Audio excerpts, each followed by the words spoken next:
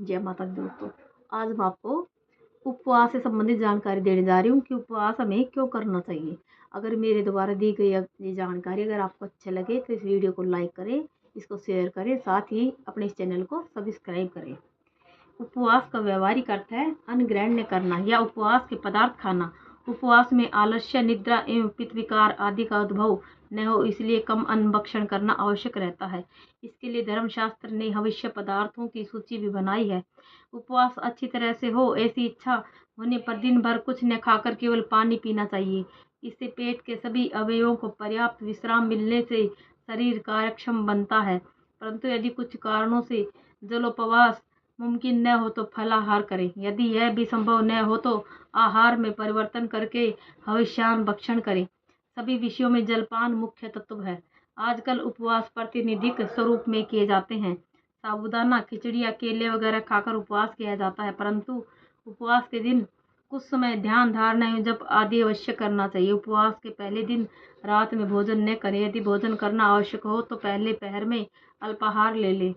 इसकी दूसरी शास्त्रीय भूमिका यह है कि साप्ताहिक या पाक्षिक उपवास के लिए एकादशी अथवा प्रदोष आदि का चुनाव करें। साप्ताहिक उपवास के लिए कोई निश्चित वार, पाक्षिक उपवास के लिए तिथि, मासिक उपवास के लिए शिवरात्रि या संकष्टी इत्यादि तिथि, षाण्मासिक उपवास के लिए कर्क एवं मकर संक्रांति का पर्वकाल तथा वार्षिक उपवास के लिए महाशिवरात्रि एवं जन्माष्टमी के दिन ठीक रहते हैं।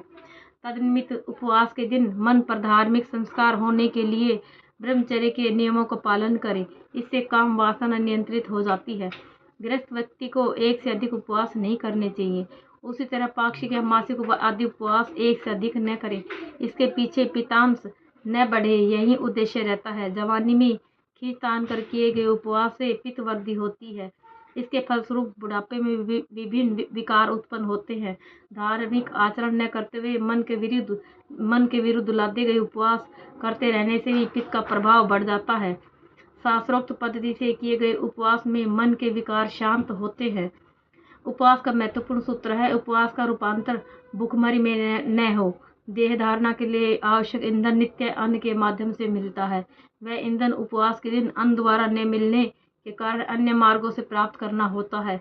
ऐसे वक्त शरीर में छिपे पुराने विकार कम हो जाते हैं, लेकिन उस ईंधन के लिए शरीरस्थ पेशियों का उपयोग किया जाता है। इसका परिणाम चित्त प्रकोप एवं पित्त प्रकोप के रूप में होता है। उपवास के पीछे एक अन्य शास्त्रीय कारण भी है।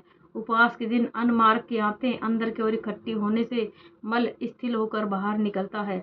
उपवास के दिन पर्याप्त मात्रा में पानी पीने से यह कार्य अधिक उत्तम ढंग से होता है। नियमित रूप से उपवास करके जल चिकित्सा करने पर कोष्ठबद्धता, अग्निमांद तथा क्षुधानाश इत्यादि विकार पूर्णतः नष्ट हो जाते हैं। उत्क्रांतिवाद के नियमों के अनुसार वासनादि देहों की शुद्धि होती रहने से पुनर्जन्म अधिक अच्छी अवस्था में होता है तथा अंत में परमार्थ की प्राप्ति होती है।